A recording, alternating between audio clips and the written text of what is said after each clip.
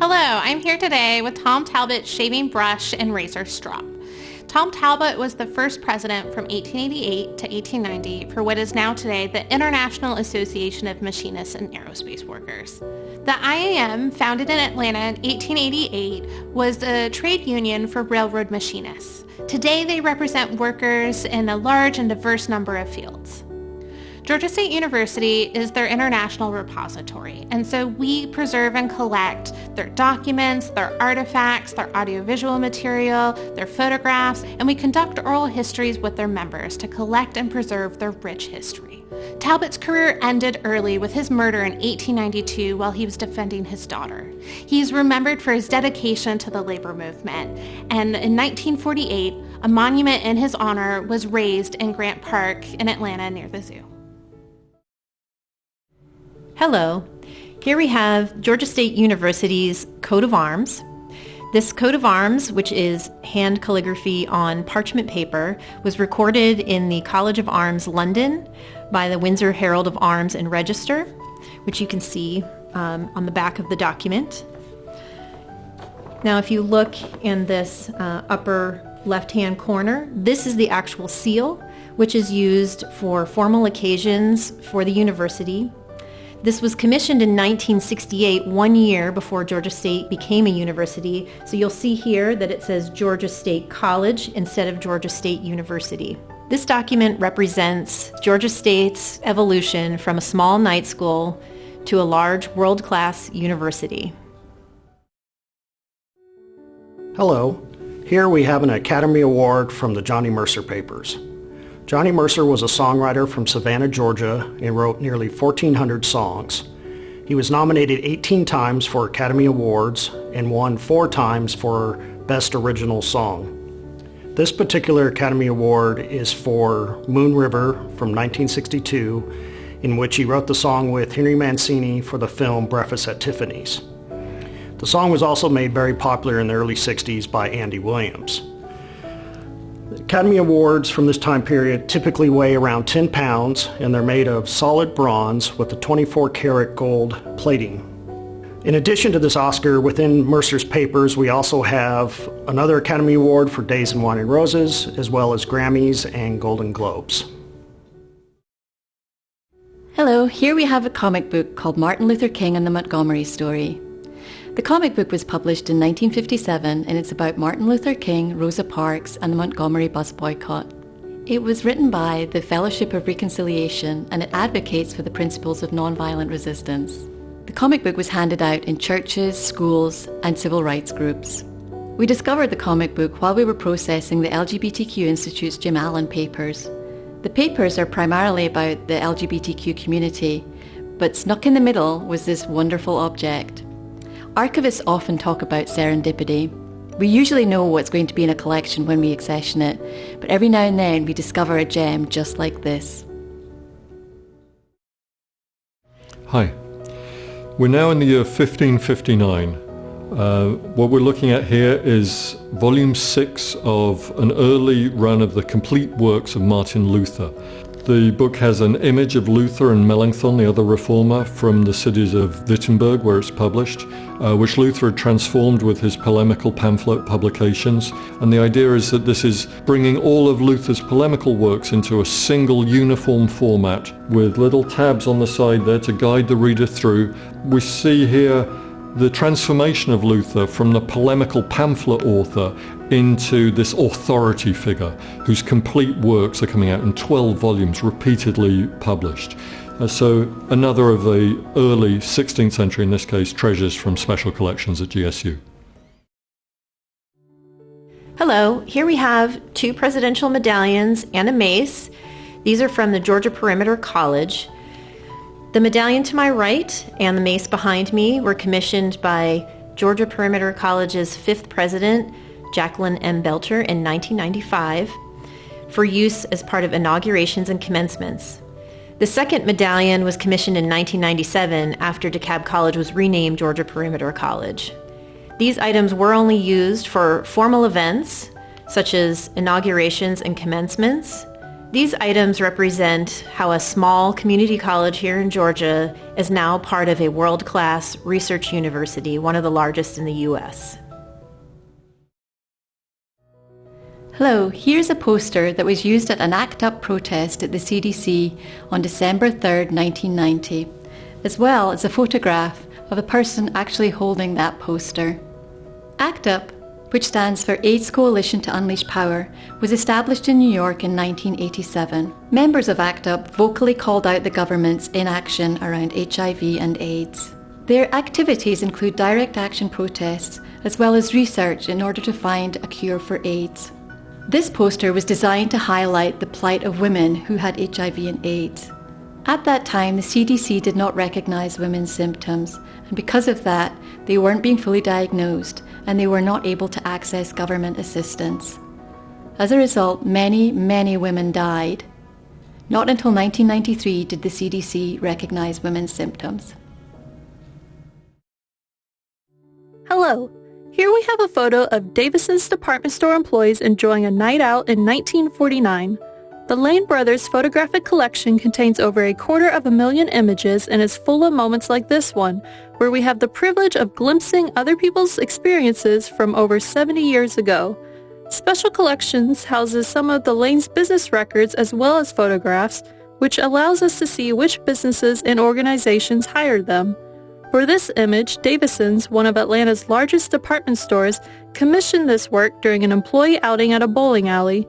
Having both the photo and records in the archives often means we can create a fuller picture of the past than is conveyed by a photo's visual content alone.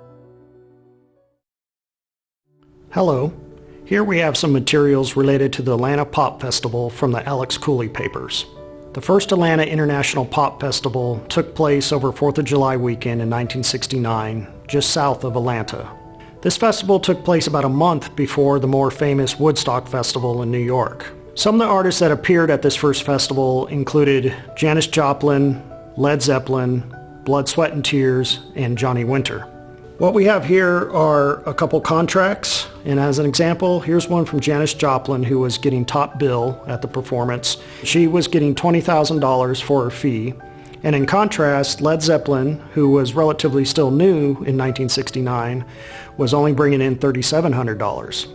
Alex Cooley went on to promote many more music festivals throughout Atlanta and the southern region. Hello. Here we have a scrapbook called About Mother's Place. This scrapbook has a series of photographs of a house which many of you may not recognize, but you may recognize the address. This house, also known as the Peters House, was located where the Fox Theater is currently located. The scrapbook, which shows several different angles of the same house, was acquired through the Atlanta Preservation Center. This is a partnership that we look forward to growing and blossoming over the next few years. Hello, this is the Mr. Gay Atlanta Trophy for 1978. It was awarded to Jim Gray, who was well known on the local pageant scene at the time. At this particular event, contestants were judged on sportswear, after-six wear, swimwear, and talent. Here is Jim in his swimwear on the front cover of Cruise magazine. According to the magazine, Jim won the talent competition by singing Tomorrow from Annie and dancing to Space Disco. The trophy was donated to Special Collections by Jim's friend Terry Bird, along with photograph albums and scrapbooks. This magazine is just one small part of a very extensive gender and sexuality periodical collection. The collection, which has over 670 titles and over 8,000 items, is available to researchers. Hello, I'm here with our MARTA Early System Planning Maps. Formed in 1971, the Metropolitan Atlanta Rapid Transit Authority manages all of the buses, trains, and paratransit for Atlanta. Since its creation, MARTA has built and run the 8th largest mass transit system in the United States. Our early planning maps document the architectural, geographic, and engineering planning that went into building our 38 Atlanta train stations. We also have plans and maps for stations that were not built and show what could have been if funding had been allocated. If you're interested in transit and maps, go to Georgia State's digital collections to see more. Hello. Here we have one of the first issues of the Cherokee Phoenix newspaper. This is volume 1, number 3. The newspaper was founded February 21st, 1828. This newspaper, printed in both Cherokee and English, features letters from the alphabet created by Chief Sequoyah. The first edition printed February 21st, 1828 in the Cherokee Nation of New Echota, which is located now where North Georgia is located. This newspaper is one of the more important newspapers because it shows that not only are the major newspapers significant in the history of our nation, but so are the smaller local newspapers that we find across the country. Hello. Here we have a couple Pulp Fiction magazines from our popular literature collection. These magazines were published in the early 20th century, and they get their name from the cheap pulp paper that they used to print the stories on, as well as the content was typically fantasy fiction geared towards young adults and teenagers.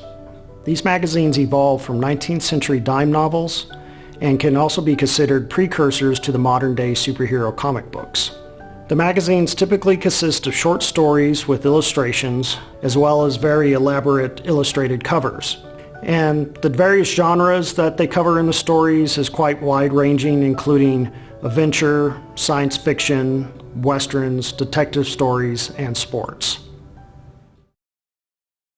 Hello, here we have a typewriter. This typewriter belonged to Margaret Miller Curtis, who was active in the women's movement in the 1970s and 1980s. She also participated in efforts to ratify the Equal Rights Amendment. Margaret belonged to organisations like People of Faith for ERA and ERA Georgia. Margaret became very well known for writing letters to the editor to local newspapers, and over the years she wrote over 500 which were published. A number of them had to be written under her friends' names, as local editors told her that she had reached her own personal limit. Here you can see some of those letters. We've housed them in mylar sleeves because newspaper clippings are fragile and need to be protected over time. All of these letters to the editor have been digitized and they're available in the library's digital collections. Hello. Here we have The Great Speckled Bird, which was a weekly newspaper published between 1968 and 1972 and founded by Tom and Stephanie Coffin. The Bird, as it was also known, documents the counterculture era of the late 1960s and 1970s. The Great Speckled Bird existed only until 1972 when its offices were firebombed. It did have a couple of periodical resurgences, but ultimately is a very short run. We have several oral histories related to the Great Speckled Bird for those who have worked on the bird and were also writers. The Bird provides an alternative viewpoint to the mainstream media in the late 60s and 1970s. Hello. This uniform is created by the Integrated Grady School of Nursing and is from the late 1960s. It features a blue dress with a white apron and a white hat, and features a stylish blue navy cape. The Grady School of Nursing was founded in 1898, and in 1914 they opened the Municipal Training School for Colored Nurses to provide training and health care for African Americans. It wasn't until 1965, after the passage of the Civil Rights Act, where the two segregated schools integrated. The Southern Labor Archive has numerous nursing-related collections, and they provide a view of professional women and their organizations in the healthcare industry in Atlanta and the Southeast. Hi. What we have here is Giovanni Boccaccio's Fiametta, sometimes called the first love story. It's written in the 1340s. This copy is printed in 1517 in Florence. Machiavelli had just written The Prince the previous year. Michelangelo's David had gone up about 10 years before. And this copy ended up in the library of the most famous book collector of the late 16th, early 17th century, a guy called Pinelli, friend of Galileo. The book is printed in a lovely italic type. The small format means that you can slip it in a pocket. You can read it in your bedroom. It doesn't have to be read in a library. It can be read by women as well as men. It's a woman's love story. So this is a moment from the kind of liberation of literature into people's domestic spaces and into their personal psychologies. Hello. Here we have a few prints from the Ernest Welch collection. Ernest Welch was a major benefactor to Georgia State University, and our art school is named for him. These palladium prints are warmer in texture and color and are also in a matte finish, unlike silver gelatin prints. These are also much more artistic in nature, and Ernest Welch liked to use them particularly for landscape and portrait photography, as you can see here. The Ernest Welch prints form an artistic counterpoint to the other photographs found in our photographic collections. Hello, here we have a team member's shirt for the Alpha Amigas softball team. The Alpha Amigas was the first out-of-the-closet lesbian team in the City of Atlanta League. A number of sports leagues have provided a safe space for the LGBTQ+ communities over the years, but the Softball League has been particularly welcoming. ALPHA stands for Atlanta Lesbian Feminist Alliance. This was the first lesbian organization in the city. It was established in 1972 and was active until 1994. This shirt belonged to Lorraine Fontana, who is a member of the Alpha Amigas. Other gender and sexuality collections also include t-shirts. Currently we have over 300 of them. All of them have been photographed and are made available in our digital collections. Hello, here we have a photo of Marcia Briscoe in 1970 winning Miss GSU as part of our homecoming events. Georgia State's homecoming traditions can be traced back to an annual banquet and dance held as early as 1916, but was not actually called homecoming until 1936. By the 1960s, the civil rights movement was making progress, and Georgia State College admitted its first black student in 1962. By 1969, black students held a concurrent event called Harambee Week and crowned a Miss Black GSU. This image shows Marcia Briscoe winning the university-wide contest for Miss GSU Homecoming Queen in 1970, reflecting both the struggle for acceptance and the power of achievement for our students and for the university. Hello, here we have the banner that was created for the Atlanta March for Social Justice and Women, which took place on January 21st, 2017. This banner was held by those who were at the very front of the march. On the same day that protesters took to the streets in Atlanta, others protested in Washington, D.C. and towns and cities all over the country and all over the world. Not only have we collected items from the marches, such as photographs, buttons and clothing, such as this pussy hat and these tights, we've also conducted oral histories with individuals who marched in the protests. To date, over 400 photographs have been donated, and we've conducted over 115 oral histories. Hello. Here we have a megaphone that belonged to one of our alumni and donated to our university archives. This belonged to alumnae Prissy Allday. She was a cheerleader from 1958 to 1959 here at Georgia State University, at that time Georgia State College. Cheerleading came about in the 1950s at Georgia State University once we had a basketball team. This is an item that came in from one of our alumni. It's a really fun addition to our university archives and represents a really important time period in our history. Hello, here we have a program log from the WSB Radio records. WSB Radio was hailed as the voice of the South and began broadcasting from Atlanta, Georgia in 1922. The program logs in the collection date from 1922 to around 1941. Some of the early ones consist of newspaper clippings, but the majority of them are handwritten, like this example from 1933. And from these program logs, you could tell the wide variety of programs that they broadcast. As an example, on Sundays, there's quite a few religious programs. Daily, there's the National Farm and Home Hour, as well as musical performances by a variety of groups, such as the Carolina Tar Heels. And there's also unique one-off programs, like, for example, on March 18th in 1933, there was a serial for King Kong, which coincided with the premiere of the film at that time period. All these logbooks have been digitized and are available online. Hello, this is the Boyle Needle Company General Store display, which was created in the early 20th century. Customers chose the size needle, shuttle, and spool bobbin for over 195 different types of sewing machine.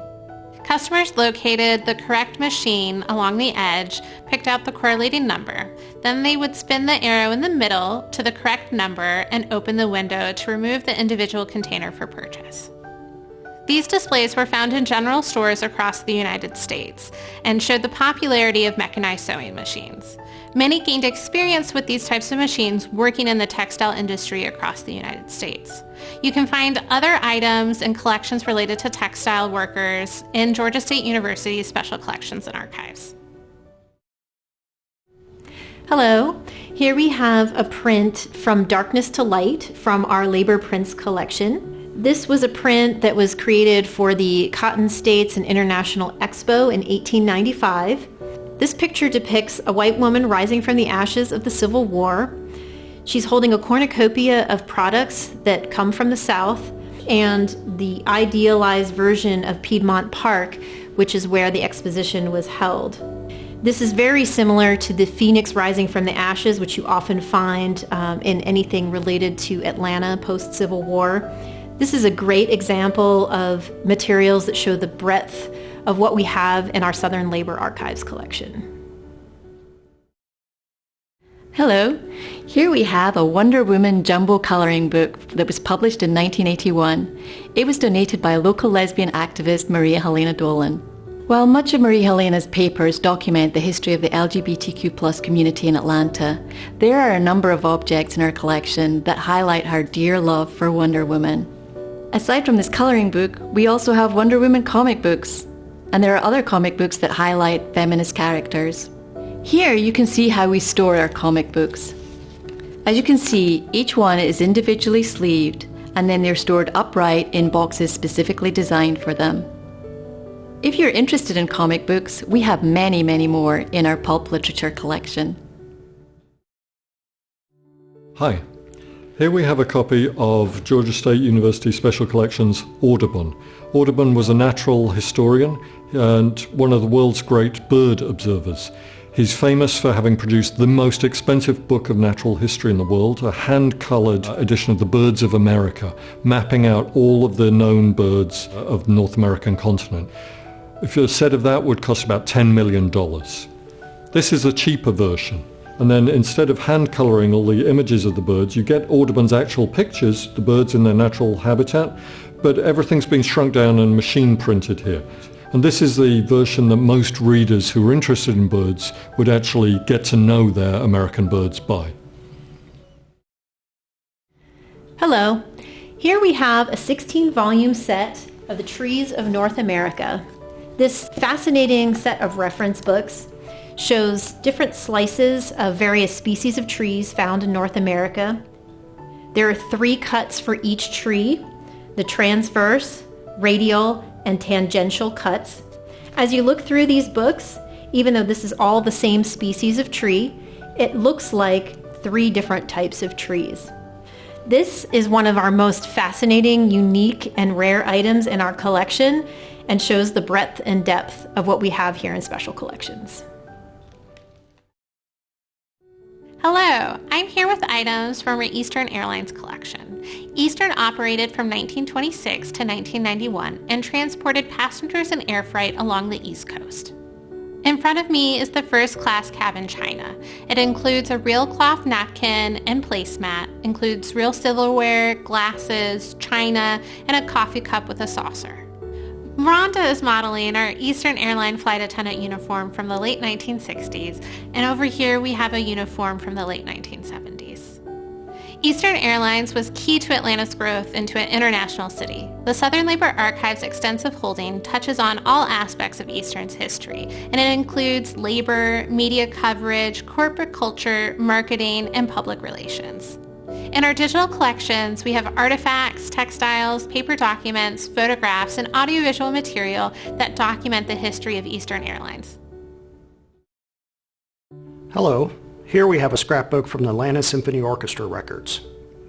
We acquired the records of the Atlanta Symphony Orchestra in 2017, and within that collection, there's about 30 scrapbooks dating from 1945 to around 1985. And they cover the time period in which Henry Sopkin and Robert Shaw were music directors. This particular scrapbook is from the 1949-1950 concert season. It's unique in that not only does it cover the workings of the orchestra, but it also kind of gives, in a general sense, the cultural development within Atlanta after World War II. The scrapbooks typically consist of newspaper clippings, photographs, and ephemera, and this one in particular highlights guest performances by Oscar Levant, Dorothy Kirsten, and William Capel. And these scrapbooks are in the process of being digitized and will be made available online in the near future. Hello, here we have a photograph of a rainbow banner at a National Coming Out Day event. National Coming Out Day was started in 1988 and is designed to encourage LGBTQ+ individuals to come out to family, friends and colleagues, and is a way to find their power. It is believed that people who know someone who is LGBTQ+, perhaps be less homophobic and be more supportive of the community. Every year, the Human Rights Campaign highlights well-known LGBTQ folks who have recently come out as a way to encourage others to do the same. This photograph is only one of many in the LGBTQ Institute's Jim Allen papers. Many of the photographs have now been digitized and they're available in the library's digital collections. We also use a lot of these photographs to teach archival literacy to undergraduates at GSU. Hello, here we have correspondence from the papers of George M. Sparks, first president of Georgia State College. This correspondence is between George M. Sparks and notably attorney E.E. Moore, who was representing 5 black students attempting to gain entry into Georgia State College. These letters relate to the admission of the first black students within the University of Georgia system. This ultimately led to the lawsuit Hunt versus Arnold, and that lawsuit then led to the admission of the first black students at University of Georgia in 1961. This whole series of correspondence in George M. Sparks records represents what you can find in our university archives. Hello, here we have a photo of Peachtree Arcade in the 1940s. Peachtree Arcade was our second location downtown after Georgia State split from the Georgia Tech campus.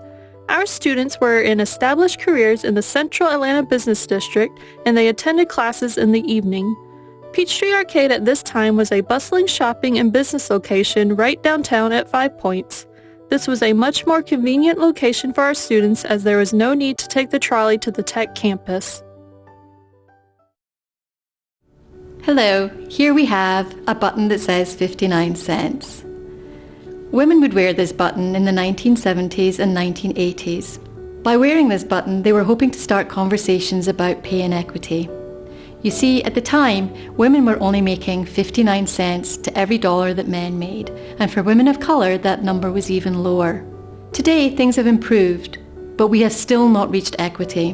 White women now make 81 cents to every dollar that men make, and for women of colour, it's 75 cents. We have a great many buttons in our collections at Georgia State.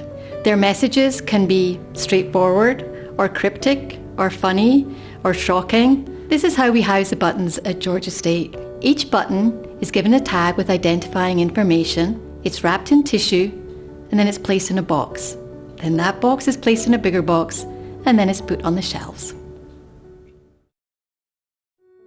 Hello. Here we have a biography of George Washington written by Mason Weems.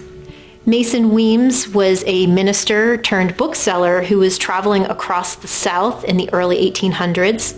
This book was published in 1806 in Augusta, Georgia. Around this time, Mason Weems was traveling the South preaching moral lessons.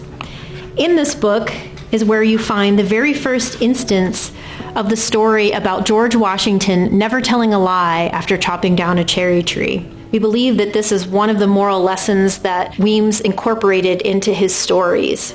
This is an interesting example of where we find the origins of some of our great American tales. Hello, I'm here with our time clock. Invented in 1888, the daily attendance recorder recorded employees' time in and out and changed how companies ensured accurate time recording and pay for employees. Our time clock is from 1929 and is a weekly dial recorder with a 2-color system for up to 100 employees. Employees selected their number on the dial and punched in and out when entering and leaving the workplace. The system is fully automated with a 2-color ribbon, regular time in green, and tardiness, early departure, and absence in red. You can come see the time clock in person. It's located on Georgia State's University Atlanta campus in the library. Hello, here we have a set of stereoscopic cards. This is part of our Atlanta Journal-Constitution photograph archive. These cards were popular among middle-class Americans in the late 19th and early 20th century as souvenirs and to show off various scenes and cities. These cards show scenes across Atlanta and have two views. Once placed in a stereoscopic viewer, creates a 3D view of the scene that you're looking at. This is a really interesting and unique look into the variety of different print types that we have in our photographic collections. Hello, here we have a couple Vogue picture discs from our sound recording collections. Picture discs originated in the 1930s, but were somewhat rare until after World War II. These particular discs were produced by Savoy Industries in 1946 and 1947. The company only released 70 recordings during that time period. These discs consist of an aluminum core with a sheet of paper for the artwork and then vinyl covering the entire disc. And both of these recordings are by artists who appeared on the National Barn Dance, and that includes Patsy Montana and then Lulu Bell and Scotty. Hi, what we have here is a single leaf from a 13th century Vulgate Bible. That's the Bible translated by St. Jerome in the 4th century, the standard Bible for early Christianity. It's small, you might be expecting a huge Bible, but at this point in history in the 13th century, Bibles have shrunk down so that the new religious orders, the mendicants, people like the Franciscans, the Dominicans, who are preaching in the cities, can carry the Bible around in a little leather pouch on their belt. It's written on animal skin, because paper isn't really around that much yet. It's produced in Europe, probably in a city centre, in a scriptorium. That's where people copy out these things for a living. So this new format of the Bible, the shrinking of the Bible down, allows any preacher to have the entire Word of God in his pocket and bring it to the people. Hello, here we have Creative Loafing, one of Atlanta's weekly alternative newspapers. It was founded in 1972 by Deborah and Chick Eason. Creative Loafing covers the arts and culture scene in and around the Atlanta metro area. It also expanded for a brief time to other cities across the Southeast. Creative Loafing has launched the careers of several writers, many who have gone on to work for major media outlets. One of the things that we are really looking forward to is digitizing this collection this year as part of our 50th anniversary celebration. Hello. Here we have a scrapbook that was donated by Planned Parenthood Southeast. We have 10 more in the collection and they date from 1964 to 1994. As well as the extensive Planned Parenthood Southeast collection, we also house the records of Planned Parenthood East Central Georgia and Planned Parenthood of Alabama and Mississippi, as well as the personal and professional papers of staff and board members. Further, we have conducted oral history interviews with members of the Planned Parenthood family. Scrapbooks are often very fragile because they are comprised of flaky paper. Because of this, we generally unbind them, scan all of the pages, and make those pages available to researchers via digital collections. The originals are placed in boxes in order to preserve their integrity. Hello. These are strike signs from the Professional Air Traffic Controller Organization, commonly known as PACO, when they went on strike in 1981 against the FAA. Federal employees are not allowed to strike, but the PACO workers went on strike anyway. On August 5th, 1981, the federal government issued dismissal notices for 11,000 controllers. In 1993, President Clinton lifted the ban on rehiring PACO workers, 12 years after they had been dismissed. The PACO strike and subsequent firing is one of the most significant and controversial episodes in American labor history. The Southern Labor Archive has many examples of workers and unions going on strike to protest unsafe working conditions, poor wages, and lack of health care, among many other reasons. You can find more information on PACO and other strikes online at Georgia State University's library website and in our digital collections. Hello. Here we have a scrapbook from our recently acquired David Yoakley Mitchell collection. This scrapbook features photographs and images from the James L. Key School, which was located on Capitol Avenue in Grant Park. You can see here a photograph of the first and second grade classes. This ties in very nicely to our Planning Atlanta projects and many of our other collections that are documenting the Atlanta neighborhoods. We look forward to digitizing this collection and making it more widely accessible to our users. Hello. Here we have a photo of GSU's first graduating class in 1916. Commerce or business classes at Georgia Tech began so that tech engineering students could get business training and businessmen could get college training. There was a daytime program and an evening program. The evening classes were held downtown to better serve the business community beginning in 1914. This would eventually become Georgia State College, then University. The first business class graduated in 1916, with each of these young men having full-time jobs right after completing their degrees. This photo is a reminder of how we began as a small night school with only a handful of students to now being one of the largest universities in the country. Hello. Here we have an instantaneous disc from the WSB Radio records. These discs were typically used in radio broadcasting from the 1930s through the 1950s. They consist of an aluminum core covered in lacquer and were intended for direct-to-disc recordings. So they were typically used for remote live recordings or recordings within the studio that was intended to be used later on in the broadcast. Within the WSB Radio records, there's about 300 discs like these, and they typically cover the 1946 Three Governors race as well as news in person programs from the early 1950s. Hello. Here we have materials from our Georgia Perimeter College publications. We have the DeKalb Business and Economic Journal, the Barron Yearbook, the Collegian newspaper, and the Chattahoochee Review, just a small sample of what we have in the collection. Georgia Perimeter College was consolidated with Georgia State University in 2016. This collection came over to us in 2017, and we continue to add to this collection. One of the great things about this is that we are able to digitize many of these publications and put them online and make them accessible to everyone. Hello. Here we have some glass plate negatives from our Lane Brothers collection. These glass plate negatives were produced by directly processing the photograph onto the glass. Glass plate negatives were used primarily in the early 20th century and were a very popular medium used to produce a crisper, cleaner photographic print. The problem with glass plate negatives is that glass is a very fragile medium, is often prone to cracking or breaking, as well as the emulsion that is put directly onto the glass begins to flake off.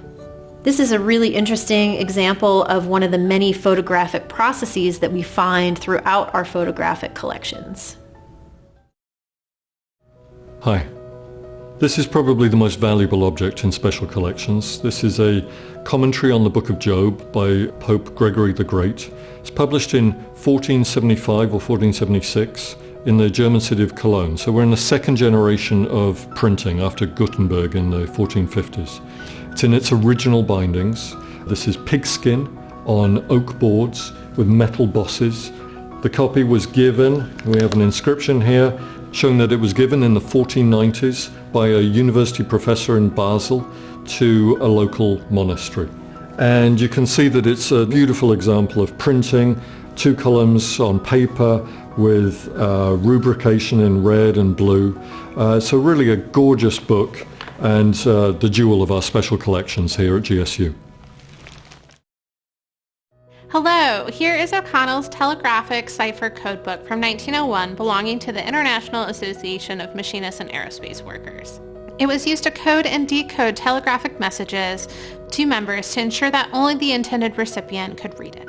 It was necessary because the unions faced hostile management and strikebreakers, and they needed to communicate with each other across the United States. Each local lodge was given one book that was controlled by the secretary to ensure that it stayed secure and didn't fall into the wrong hands. We have digitized this book and it's available freely on our digital collections website. You can view this code book and many other machinist items online via the Georgia State University's website and digital collections.